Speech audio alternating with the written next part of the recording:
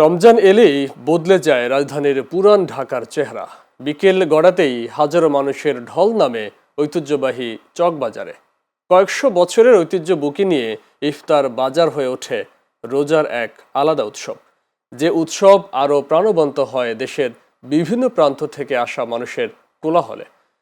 বিস্তারিত দেখুন আরকে রেজার রিপোর্টে। ক্যামেরায় ছিলেন আবু ইস্তিয়াক। শিক্ষিত কাজছি যেটা আগানে বাগানে ঘুরে বড় হয় না, স্কুল মাঠে ঘুরে বড় হয়েছে, স্কুল মাঠের গাছ খায় বড় হয়েছে, তাই এটার টাইটেল শিক্ষিত কাজছি।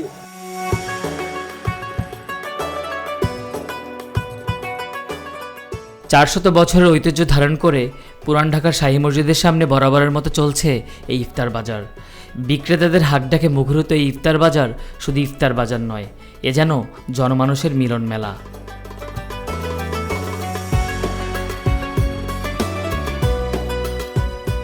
ফল শরবত থেকে শুরু করে ভাজা পোড়া সহ মাংস পোলাও নিয়ে এ যেন এলাহি আয়োজন। সুতি কাবাব আর ঐতিহ্যবাহী বড়বাপের পোলাই খাই নামক বিশেষ খাবারের টানে দূর দূরান্ত থেকে ছুটে আসেন ভোজন প্রেমিকরা। এটা তো একটা ঐতিহ্য চকবাজারের, এই যে আপনাকে ইফতার, এটা মনে করেন বিভিন্ন দূরের জায়গা থেকে লোকজন এসে নিয়ে যায়। এই চকবাজার ইফতারের একটা ঐতিহ্য আগের মতো আছে, অনেক আগের থেকে, অনেক ছোটোবেলা থেকে আমরা দেখছি।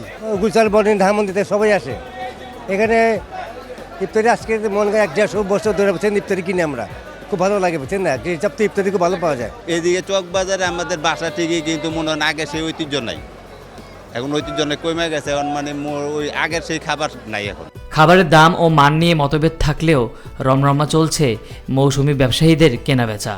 আমরা যে পুরান যে দোকানদার ছিলাম, অনেক দোকানদার মারা গেছে, নতুন নতুন কিছু দোকানদার এখানে ঢুকছে, তো ওরা ওই মানগত জিনিসটা ঠিক করতে পারতেছে না, যে আমরা যে আগে যে আজকে থেকে 400 বছর আগের যে ইতিহাসটা তারা ধরে রাখতে পারতেছে না। কথা আমি চকবাজারে লোকাল হয়ে বলছি, কিছু কিছু দোকান আছে যে বাসি খাবার দেয় বা অনেক খারাপ খাবার দেয় বা উল্টা পুল্টা দিয়ে ভালো বলে খাবার নাম নষ্ট করে। আমাদের এই চকবাজার ইফতারি বাজারের মধ্যে 100-র বেশি আইটেম আছে।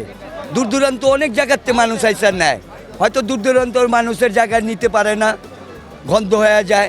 স্বাদ ও দাম নিয়ে কিছু অভিযোগ থাকলেও ব্যবসায়ীরা বলছেন ঐতিহ্যকে ধারণ করেই মান বজায় রাখছেন তারা। তাতারে আবার ঘিকা আর বারে মশালা, जो भी नहीं खाएगा वो भी पछताएगा। এটার নাম বড় বাপের পোলাই খায়। পুরান ঢাকার 400 বছরের এই ঐতিহ্যবাহী ইফতারের বাজার রমজান এলেই যেন ভোজন রসিকদের কোলাহলে প্রাণবন্ত হয়ে ওঠে।